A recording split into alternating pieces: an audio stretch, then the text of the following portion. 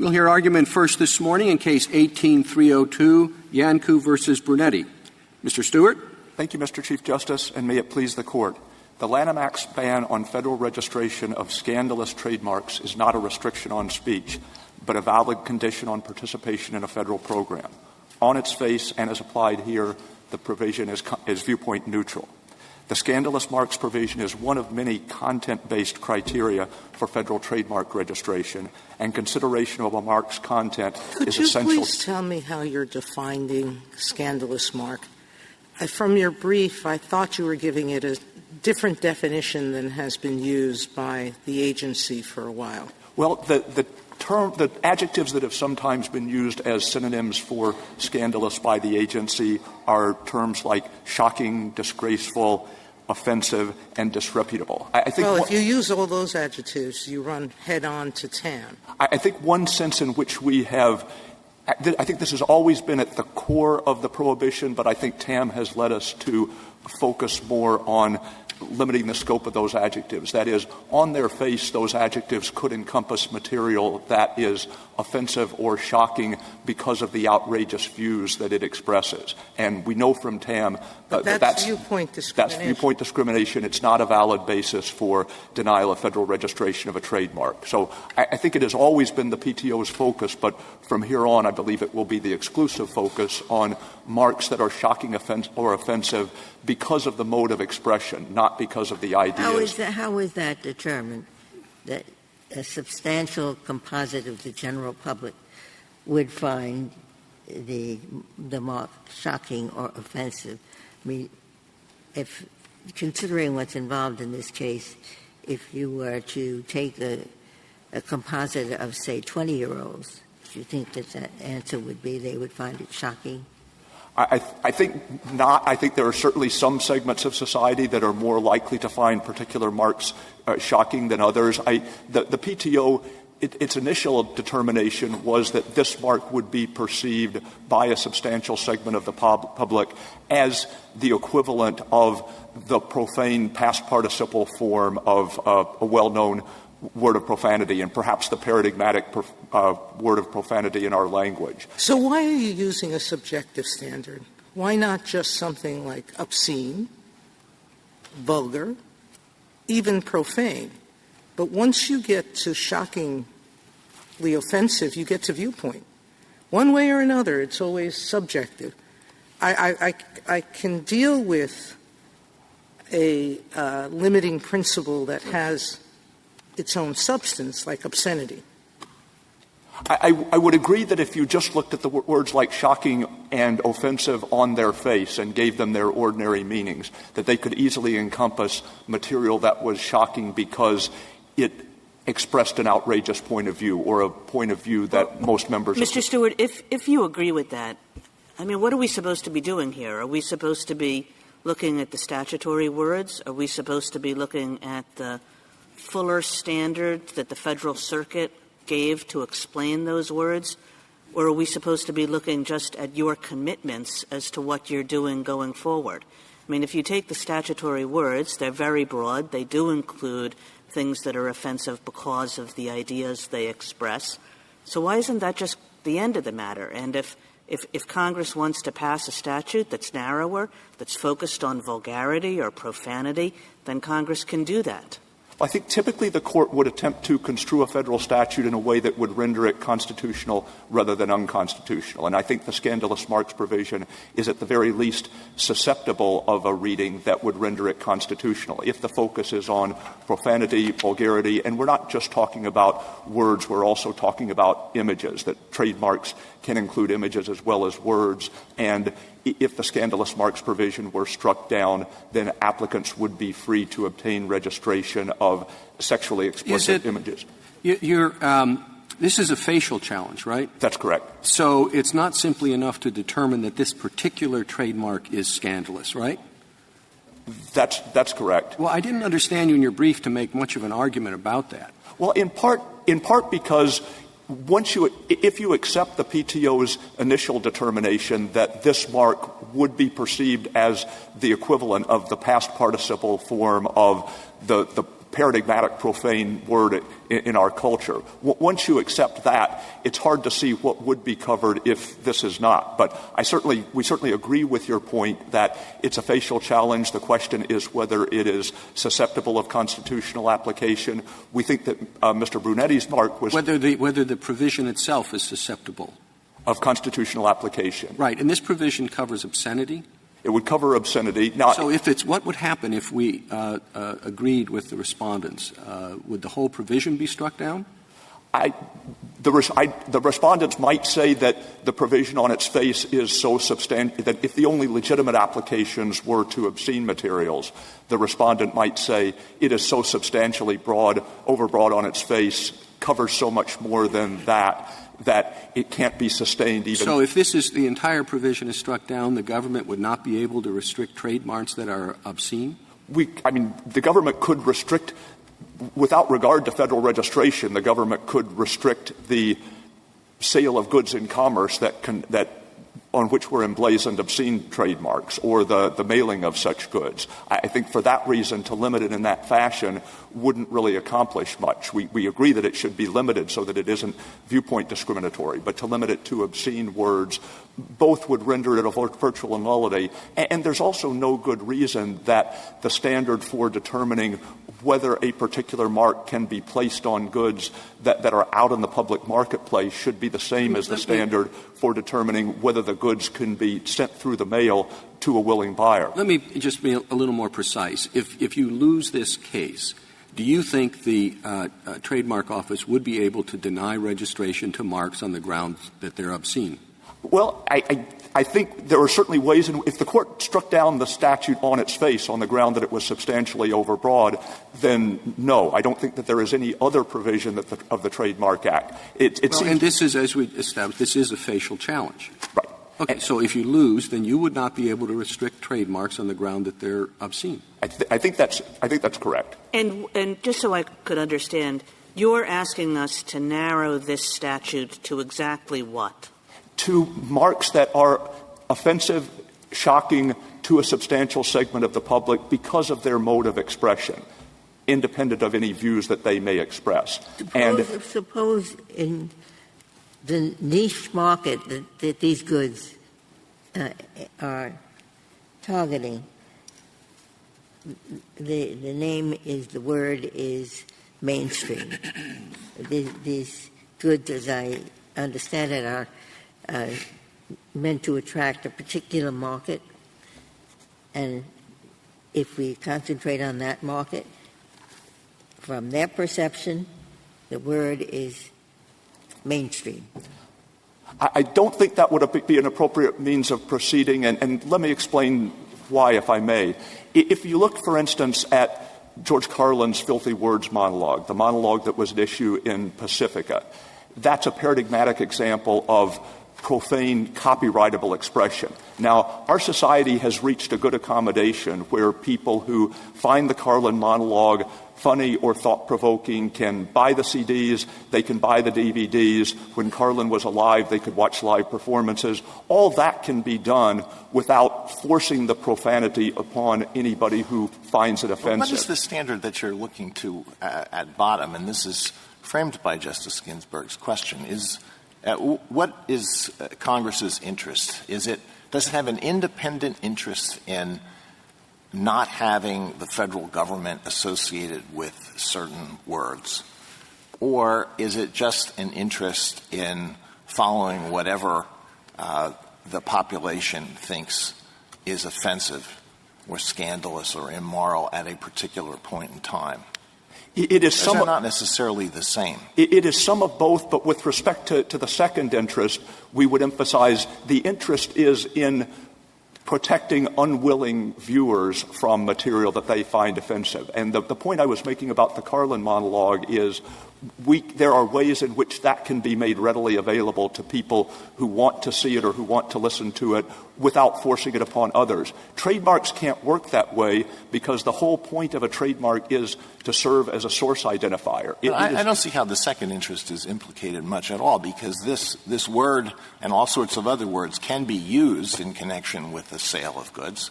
even if you're right. They just can't be registered trademarks. So why isn't it exclusively the first interest? Well, it's partly the first interest, but it's partly the second, because even though the government cannot prohibit the use of a mark like this on the clothing, it can attempt to disincentivize it, or it can attempt to remove the creation, to avoid the creation of artificial incentives to its use by providing the benefits that are associated with federal trademark registration. And the point Why are you resisting, Justice Alito? Why can't the government's interest in not being associated with sexually explicit activity or words be enough? We think that it is enough, but we don't want to abandon the first interest either, because we do Why? think because I'm curious, because Justice Alito is right. Trademarks can be used with or without registration. You get certain statutory benefits, which is part of your government program argument. Right. All right? But I'm just not quite sure why that's more compelling for you.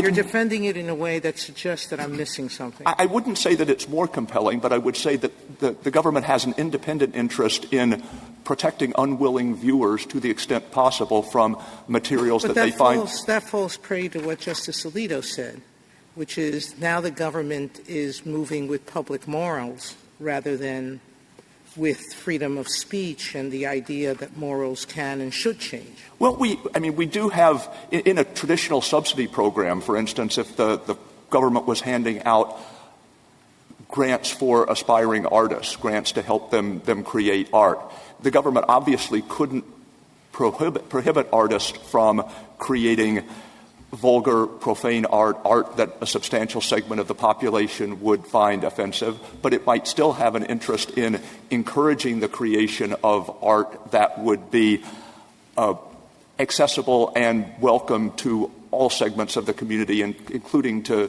children. And again, the point I was making about source identifiers is the reason that it's not feasible to restrict inspection of source identifiers to people who want the product is source identifiers they're not the expression that you get once you have decided to buy the product. They are one of the clues that you look at in deciding whether to buy the product. And so a trademark that you only saw after you'd bought the package and opened it would fail entirely to serve its intended purpose. The federal registration program is intended to encourage and incentivize the use of distinctive words and symbols that will be made available for inspection by prospective buyers, by members of... How do you deal with the problem of erratic or inconsistent enforcement, which seems inevitable with a test of the kind you're articulating? Well, I think some of it will be resolved by TAM, that is, to the extent that the PTO had previously taken into account whether the views expressed were shocking or offensive. That won't be done any longer. The second thing I would say is more leeway is given in situations, in terms of vagueness, in situations where the government is not prohibiting speech but is simply declining to provide a benefit. Here the consequence of the determination that Mr. Brunetti's mark was scandalous was not that he was subjected to any penalty. He could continue to market his goods in commerce with the trademark he had been using. If I understand what you're saying, Mr. Stewart, you're essentially saying we should uphold this statute on the basis of various commitments that the government is now making to apply this statute to only a small subset of the things that it could apply to, if you look at it on its face as to just the words used. And that's a strange thing for us to do, isn't it? To basically, take your commitment that, look, these are very broad words, but we're going to pretend that they say something much narrower than they do? Well, I think even up to this point, the core of the provision as the PTO has applied it has been profane, vulgar words, sexually explicit images, offensive excretory references, things that were regarded as offensive. How can one say that when many of these marks have been refused registration on dual grounds? And one ground is that they're scandalous, and the other ground is that they resemble a mark that is already registered. So if the mark is already registered, then it's not scandalous. I think it's anomalous at first glance, but I don't think that there's a logical contradiction, because the Lanham Act doesn't simply prohibit registration of marks that are identical to an existing mark. As you say, it prohibits registration of marks that are confusingly similar to existing marks. And it's logically possible to have two marks, both of which fall very close to the line, one of which is barely scandalous. The other Mr. Stewart, though, go ahead. Justice Ginsburg's point takes us back to Justice Kavanaugh's, I think, which is you look at the 7 words at the end of the red brief, and there are shocking numbers of ones granted and ones refused that do look remarkably similar. And how is a reasonable citizen supposed to know? What notice do they have about how the government's going to treat their mark? Well, I think I think the notice is in part based on the PTO decisions, but obviously whatever the court says, if it upheld the provision, the court can say what it wants to say about the permissible. We can fix your problem for you. I got that. But the government, presumably, the PTO is supposed to be doing this itself, and without our interference. And it's allowed a lot of marks with these words, and has refused a lot of marks without these words. I could not myself see a rational line through that chart at the end of the red brief. Is there one that the government's aware of? Well, I think in part the PTO looks to context, and a lot of the examples that are given of similar marks, one of which is refused registration, one of which is granted registration, are marks in which people will use a slightly different combination of letters that phonetically evokes an existing profane word. So you have marks that use the letters PHUC, and the PTO will in part examine context in order to determine, is that mark intended? I don't want to go through the examples. I really don't want to do that.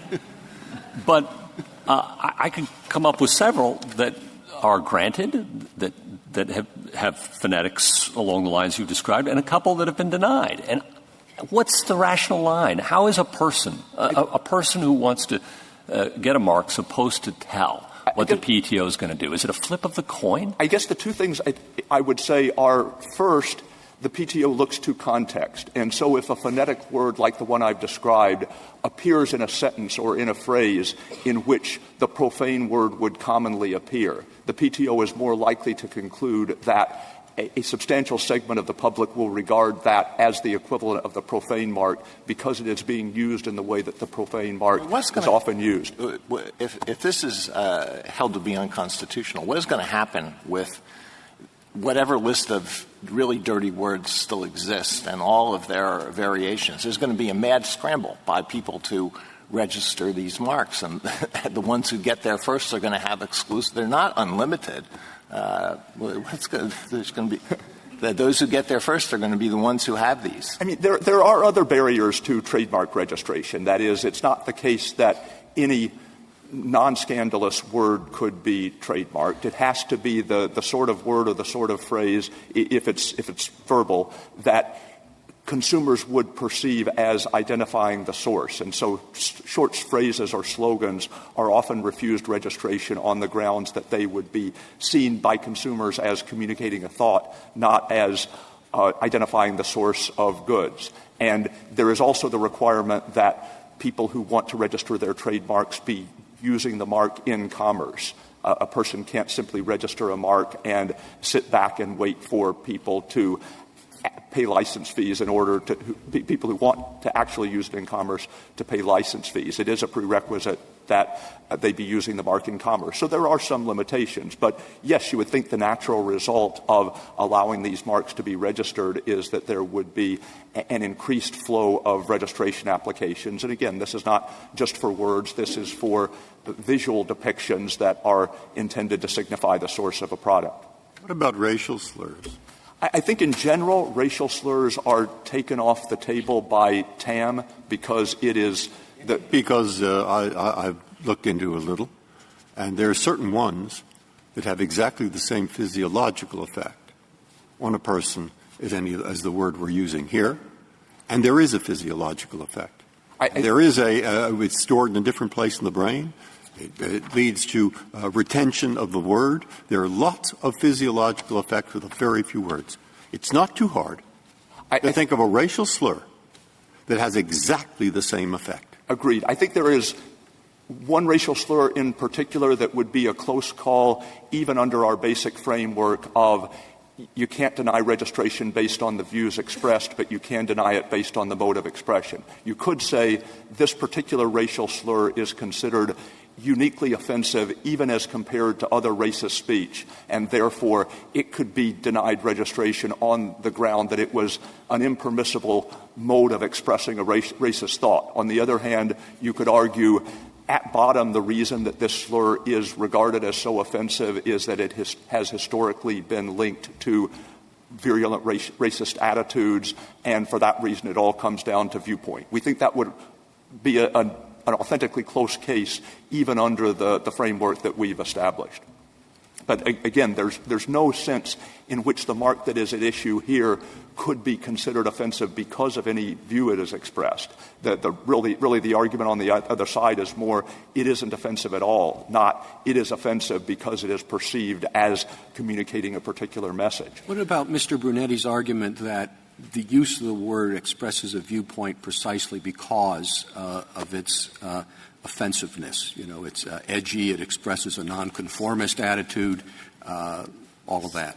I don't deny that might be a reason that people would use profanity in certain circumstances, but I think if that were treated as a form of viewpoint discrimination, it would really cast doubt on a lot of other practices. For example, we've indicated in our brief that under Mr. Brunetti's theory, if the government if a municipal government operated buses and rented out advertising on the buses but precluded the use of profanity on the advertisements, if an applicant could say, as Mr. Brunetti is saying, I want to use profanity because it communicates an edgy message, and I think the government legitimately should be able to say that may or may not be so, but we don't want profanity on our buses where they're visible to unconsenting adults and children. We don't want that word on our buses regardless of the message that you intend to convey, and we think that would be sufficient to make the provision viewpoint neutral. Talking about this as a government program, and Tam addresses this and says it's an odd government program because people are paying you to give the service. You're not giving them much of anything except legal rights, which are not unimportant. But I'm not sure how to differentiate this from a limited public forum as we recognized in Cornelius, because as in Cornelius, registrants can go out and use the trademark. They could have sought donations from whomever they wanted in Cornelius. And yet we talked and we held that the list of organizations was the forum. You haven't argued very forcefully that this is a limited public forum. Why? I think we don't regard it as a limited public forum because the registration program gives significant commercial benefits to registrants, but getting the mark on the PTO's principal or supplemental register is not the way in which Mr. Brunetti would want to communicate with his potential customers. The way in which he would communicate with his potential customers is by advertisements, promotional materials, placing the goods on shelves. Oh, but that's not true. It puts the world on notice of his mark. It does, and it gives him the legal protections that come from that notice. Without it, he can't enforce any federal rights. So he needs registration to be able to do what he wants to do. And we think essentially the same legal standard should apply to the restrictions at issue here as would apply to a limited public forum. Our only point, the reason we haven't argued that it actually is a limited public forum is that the register communicates not so much with Mr. Brunetti's customers, but with potential infringers, people who might otherwise be tempted to use the same mark on their goods. Now, A couple of other things that I'd like to say about the registration program. You're right that people pay a fee to register, but the PTO still devotes substantial resources to examining the trademarks, to publishing them. There's a periodic re-examination to see whether the applicant is still using the mark in commerce, and the commercial advantages that registrants get are directly attributable to the efforts that PTO has put in. For example, the reason that it makes sense to treat trademark registration as prima facie evidence of the trademark's validity and the registrant's ownership is that the PTO has examined the materials and has made that determination. The reason it makes sense for the trademark to become incontestable after 5 years is that the PTO has published the trademark. Anyone who thinks that there might be a problem with it has an opportunity to see that the mark has been claimed and to raise an objection. And so if the person doesn't do so within 5 years, it's fair to treat the mark as incontestable. If I may, I'd like to reserve the balance of my time. Thank you, counsel. Mr. Sommer? Mr. Chief Justice, and may it please the Court. There's two important points to be made. First, the government does not defend the plain language of the statute, nor does it defend how it's been consistently interpreted for the last 70 years. Rather, it asks this Court to validate a hypothetical statute not enacted. The second point is a substantial number of Americans think that gambling, drinking, eating some types of meat, eating meat at all, is immoral. A substantial number of Americans as to abortion, gun control, immigration, or two political parties, a substantial number think that the con is immoral, and a substantial number think that the pro is immoral. There's simply no way to make a sensible determination between those that come in and those must stay out. There are books and scientists' reports and so forth. I don't know how. I haven't seen them contested. That say take 6 or 7 words. And today, in the past, they might have been religious. But today, they do include the word at issue, and they do include racial slurs of certain words. And they have a different physiological effect on the brain. They're stored in a different place. They make a difference in the conductivity of your skin, which shows emotion. And above all, they are remembered. And therefore, take that set. Now, if it's in a context where it has that effect, for most people, why isn't that a pretty clear distinction from what you're talking about? And why doesn't the government have a right to say, this is a commercial matter, purely commercial? It is totally free to use any word you want right next to this registered trademark. We just don't want to be associated with it. Well, if you're asking about the government association, the TAM court dealt with that already. I wasn't. I was asking primarily about there is a way of distinguishing these matters, I think. But I wouldn't ask you if I were certain of the answer. Well, if you're suggesting that there's a content-neutral way of deciding which marks are too scandalous to register by doing a test, the test on the body. You don't have to do – it's not too tough, you know. I mean, most people know what words we're talking about. And, of course, you could come in and show they're all wrong on this, but they probably aren't. But that avoids the issue about whether this is viewpoint. And even if it's not viewpoint, it's still content. So if this statute clearly covers, the government does not seem to dispute that at least many or some of the marks that are both granted and refused express viewpoint, then the statute is overbroad. Well, suppose the statute didn't say what it said, but suppose the statute in fact said what Mr. Stewart says the PTO is going to do going forward. In other words, the PTO is not going to touch ideas that are offensive or scandalous or immoral or anything like that. It's just going to focus on modes of speech. And essentially what that means, is it won't allow trademarks that are profane. Well, the first is that viewpoint-based? Yes, because if you want to have a statute that prohibits profanity, obscenity, that would be constitutional. In fact, I'd like to sort of answer one of the previous questions, is even if the statute is struck down, the PTO still can refuse obscene trademarks because Section 1 requires that the trademark needs to be used in commerce. And that's always been determined to be legally used in commerce. Well, our standard for obscenity is so high, I can't believe that many trademarks would really qualify as obscene. But let's say that the government has a real interest in preventing a certain kind of just profanity, vulgarity, nothing to do with the viewpoints of speakers, but something to do with the way they express those viewpoints. I guess that a little bit stacks the deck in terms of the question. But why would that be viewpoint-based? Well, if you're talking about the mode of expression argument, that is a misreading of Cohen, because Cohen could have said "fooey" on the draft.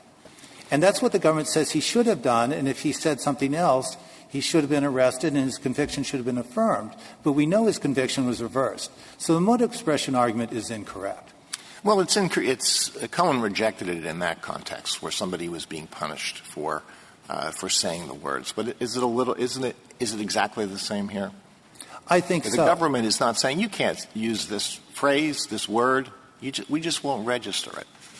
Well, basically the question seems to be is can we prohibit the 7 dirty words? And if the government had a list of 7 dirty words, would that be constitutional?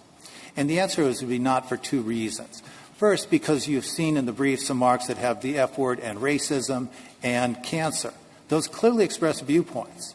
And the second thing is even if you had a list of 5 words, that wouldn't preclude Mr. Brunetti's mark because it isn't exactly one of the 7 dirty words. Come on. Well, I agree with you. Be serious. We know what he's trying to say. So you'd have the 7 dirty words and anything that, any clever way of trying to say it in a different way, using different letters. But that's my point, because FCUK is granted and FVCK is granted. Okay, and it's been inconsistently applied. But let's say we're going forward and there's a list of words and you just can't use those. And your position is that would be unconstitutional. I think so. If Congress were to pass that, we'd be here again in a few years to determine whether that's true. Your basic point, and this is where I'm having a harder time, I think we're in a period where swear words, and that's what they are, swear words, where their content is changing so that younger people feel that these racial slurs are just as bad, if not worse. So suppose that you can pick that out. Sometimes it will be used to convey a message. I grant you that. But this is business. And it's not only business. It is business that has a function of identifying the manufacturer. And it is the kind of use that doesn't forbid anybody from using that word except to get registration, and he can put it right next to it. So it's very different than Carlin. It's very different. Now, I want your response to as much of this question as you can give me. I'm sorry, I don't really know where to start. I didn't think you necessarily would, because there are several things mixed up there, and I want in my mind this straightened out. Well, I think you agree that it's a viewpoint, because I'm not looking at it from the viewpoint. No, I don't agree with its viewpoint. I think that very often the word involved in your case and the racial slur is not viewpoint. It is used to insult somebody, rather like fighting words, or it's used to call attention to yourself. That's the purpose of the slur. That isn't viewpoint. Fighting words isn't viewpoint. Or if it is, it's overcome. Well, Mr. Brunetti's viewpoint is, as already pointed out, I can be offensive. I don't have to obey the authority. And that's viewpoint. I don't want to distract you, but that's completely circular. It's like saying my protest is that I want to use words prohibited by, not given trademark protection. And because I have that viewpoint, you have to give them trademark protection. That's totally circular. Well, if we're doing have a facial challenge here. So the question is it overbroad? And it doesn't matter if Mr. Brunetti's mark should be granted or not. It's the statute as written and as applied without exception covers a fair amount of clearly core speech, of high-value speech. And you're saying that's a different argument, and I see that argument. I'm not asking about that because I think I understand the argument. But what I am worried about is the viewpoint, as you say. But I'm also worried about the racial slur we all know about. Okay? Suddenly, in certain places in the United States, appearing as a product name, appearing on every bus where it's advertised, appearing on newsstands in Times Square where it wouldn't be, but it might be in some other city, and where children and others see it. Now, that's the interest that they're talking about. At the same time, as they point out, this doesn't stop anybody from saying, it does stop them from claiming it's a registered trademark, i.e., product source recognized by the government. Now, that's what I'd like you to deal with directly. Well, just granting federal registration doesn't require that anyone use a trademark, and my client's goods are not going to be at Target and Walmart. Well, I'm not sure that's an answer to Justice Breyer's question. Why isn't it a government benefit? And why can't the people choose to withhold the benefit on the basis that there are certain words that are profane and that we, as a matter of civility in our culture, would like to see less of rather than more of? And you're free to use them. Cohen can have his T-shirt, but we're not going to trademark them. And we've held just last year that a patent is a public benefit that can be withdrawn without a judge. Why isn't this also similarly a public benefit rather than a private right?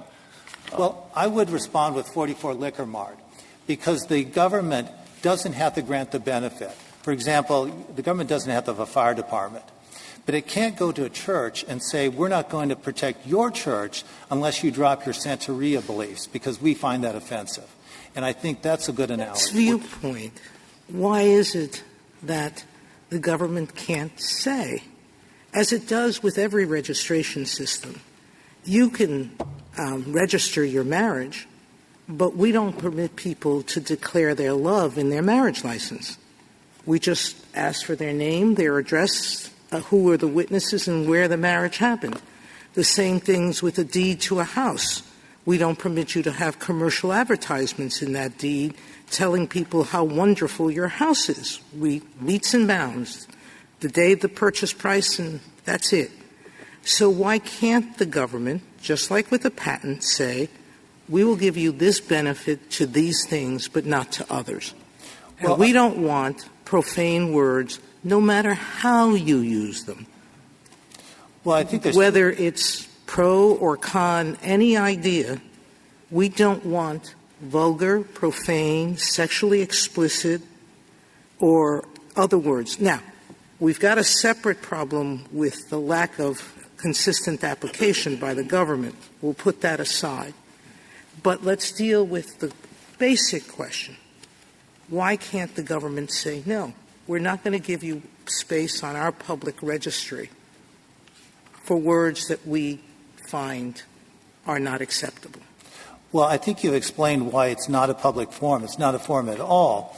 And, in fact, would the government be allowed to refuse a registration of ownership of property because it's bought by a church with a name that's considered offensive? Could the Coast Guard refuse to register a boat because they think the name of the boat is a little bit salacious? Actually, maybe, but I mean the government's interest. You say that this product's not going to be in Walmart, right? Correct. But it is going to be on people walking down through the mall, and for parents who are trying to teach their children not to use those kinds of words, they're going to look at that and say, "Well, look at that," and then they're going to see the little trademark thing and say, "Well, it's registered trademark." Well, they won't say that, but you understand my point, is that the government's registration of it will facilitate its use in commerce, not necessarily speech, but as a commercial product, and that has consequences beyond, regardless of where the product is sold. Well, I think that's where the government has a conundrum, because the government assuming that even if it's only intermediate scrutiny, doesn't have a compelling interest if it can't stop people from using it.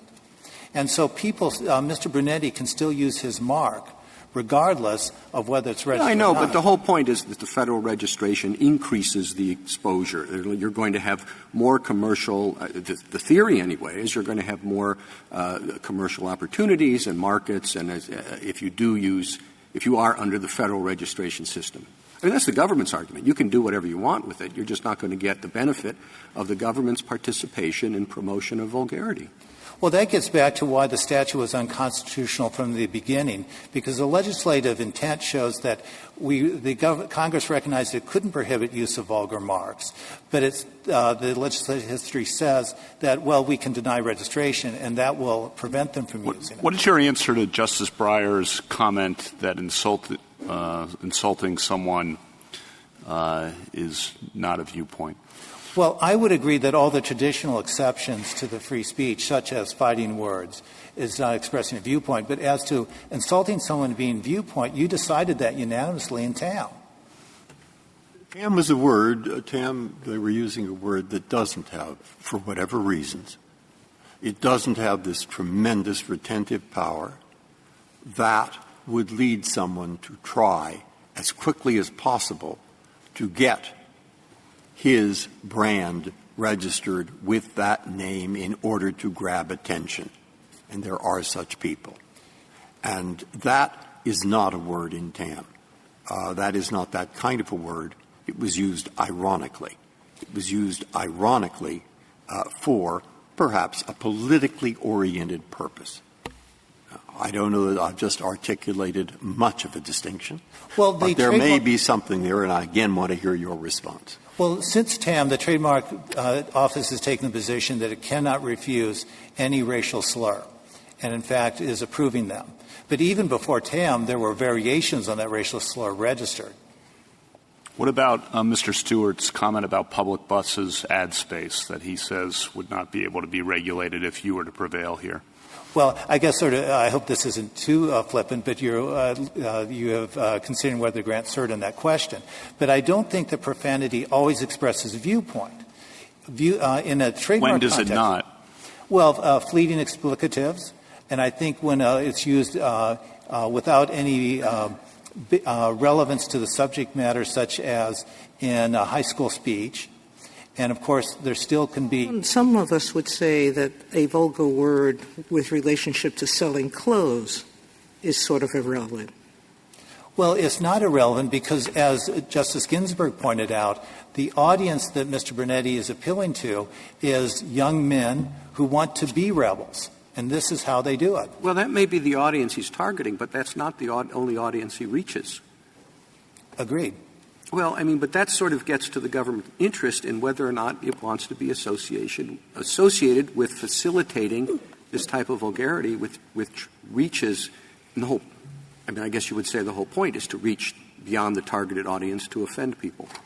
Well, under the Court's jurisprudence, if this is strict scrutiny or even if it's content regulation, that's not a compelling government interest. And that sort of falls afoul of Reno versus ACLU that says we can't take our level of discussion in our diverse society that includes, for example, well, but everything, the whole I'm sorry, go ahead. To the lowest common denominator, the most squeamish among us. No, but the point, this is a different type of program. The whole point of this program is to regulate content. You have to look at it and decide, is it, for example, functional or descriptive, in which case it doesn't get protection? Is it something that's been granted before, so it doesn't get protection? The fact that it is, I'll concede it's completely content-based, but it's the nature of the program. Well, it's not a program. It's a registration scheme, and it is not content-based on most grounds. Likelihood of confusion and the deception clause deals with confusion and fraud, basically, which you would agree that there are other content restrictions, wouldn't you? The flag one, or, there are a number, yes? Well, I think that 2B, which deals with flags and symbols, and 2C, with using people's names, could be, under certain circumstances, raise constitutional issues. I think 2E, which deals with things that aren't trademarks because they're generic or functional, I don't think that's called into question. You think likelihood of confusion is not content-based? I think. How do you determine whether something is likely to confuse without looking at the content of it? Well, I would say not only content-based, But I'd also say that that is the traditional exception of preventing confusion, because the whole point of refusing the new application is it's likely to be confused with the other one. But you're actually not – it's almost like a secondary meaning case like City of Renton, because you're looking at applied mark A and registered mark B, and you're not looking at the content. That's really irrelevant. You're only looking at the likelihood of confusion, the similarity. With respect to words and letters, as opposed to images, is there any combination of words or letters that you think can be barred? Well, I think under the scandalous immoral provision? Well, I think constitutionally only obscenity can be barred. And it would be, what would you, with respect to words and letters, how would you define obscenity in this case? Well, I would just use Miller versus California, because the government basically is arguing here we should ignore Miller versus California or modify it or create a new exception to the First Amendment for vulgar. So a picture I can see can be obscene, and I could see if you had a long sentence that said some things, which I don't need to give you an example, but you could imagine a sentence or two that could be prurient interest in. But that gets to the question of how do you draw the line between this and that? Well, the Court has been satisfied with the obscenity standard since 1970, whatever, for Miller versus California. And I think that's a good standard. I think that's settled jurisprudence. Well, what do we do about the fact this is a facial challenge? And so at least some of this material would presumably be okay even under your test for the trademark office to refuse. I'm contending that only obscenity could be refused properly. Well, but isn't in a facial challenge your obligation is to prove that the statute's unconstitutional in all of its application or almost all of it? Well, for vagueness, but for overbreadth, I believe it's only necessary to show that it covers a substantial amount of speech. Right. Well, but a very substantial amount of speech. And where's the line here? Well, that's why it's unconstitutional, because it covers religious speech. I've given you an example of religious controversial marks are refused. I've given you an example of political marks that has been refused, as well as profanity. And then the government can't even get that right, because but assuming profanity is borderline, right, and some of it might be okay for the government to regulate and some of it might not be. Just assume that. Have you met your burden? I believe so, because I have shown that there's a substantial amount of speech that is improperly refused under this provision. And the provision is so incredibly overbroad because if it's taken on its face, Steak and Shake can't be registered because some people believe you can't, a substantial portion of Americans believe that eating beef is immoral. And so now that's invalid, that registration. I'm not sure you answered my bus question, so I want to get it one more time. If we rule for you in this case, is there a principled ground on which we could distinguish public bus ad space? Definitely, because that is a public forum, and I think that probably the clearest way is public disruption. But I do see public disruption.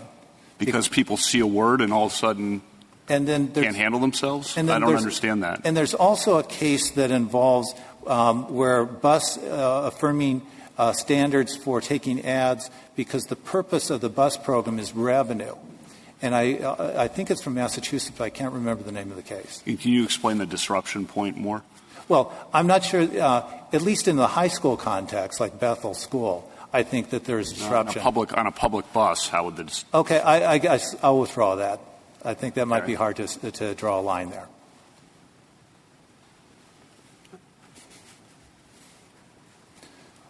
Well, if there's no further questions, I would simply say. Well, what about there may be words that are almost never used actually to express what the word literally means. And the word your client wants to use is number one on the list, like 99% of the time or 95% of the time. It's not used to express what the word literally means. It's just used to say, I'm mad, I want to get attention. It's like shouting. Can that be distinguished on that ground that it doesn't express any sort of viewpoint? All it expresses is an emotion, a way of expressing something. Well, I think two responses. One, I think you've already decided that issue in TAM by unanimously holding the giving offenses viewpoint. No, well, TAM involved the expression of an idea, and so there was viewpoint discrimination. Well, because of your decision in TAM, the provision in the whole is invalid. And so all those racial slurs are coming in. So what exactly is the harm to the First Amendment speech interest here? I mean, this is, after all, simply not forbidding the use of any word in any place, but you can't put a little R next to it. It doesn't stop you. The registration, non-registration makes it more difficult for you later to prove a trademark case being about the source of a product, not about speech. So what precisely is the harm? I'm not saying there isn't one. I just want to get your words of what the harm to the interest, the First Amendment interest is. Because people who want to, like Mr. Brunetti, who want to have a somewhat undefined viewpoint, or people with a more defined viewpoint, like in the cancer and the racism case, they have a viewpoint that they want to make. And as the Court already held in Tam, if denial of registration in Tam is a sufficient burden to raise constitutional... I understand your Tam. That's why I wanted to get your articulation in best words, since the statute books of the federal government, as well as every state, are filled with prohibitions against saying all kinds of things in areas of commerce, securities, you name it. I mean, all kinds of things.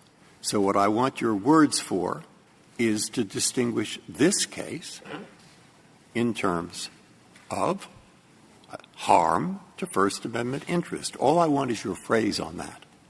I'm not saying you don't have one. I just want to get it in my head. I would say Brunetti cannot express his viewpoint without an unconstitutional burden. See, I take it that the correct spelling of the vulgar word at the heart of the case, that can't be trademarked, right? The bad word itself? Yeah. Yes, it could be. Someone could register that if they used it as a source identifier, like as a label in the neck. That would be a source identifier. Because the one thing I think maybe is being confused is the use on the front isn't a trademark use. That's considered ornamental. Trademark use is a use on a neck label, or, as the government likes to ignore, on blogs. Like, say, if you want to say dump the governor, except we can have other examples that would fall under that. I guess I don't understand. A mark on the neck would... See, the trademark is on the neck label, and the statute says any word or symbol can be a trademark unless there's a disqualifying condition.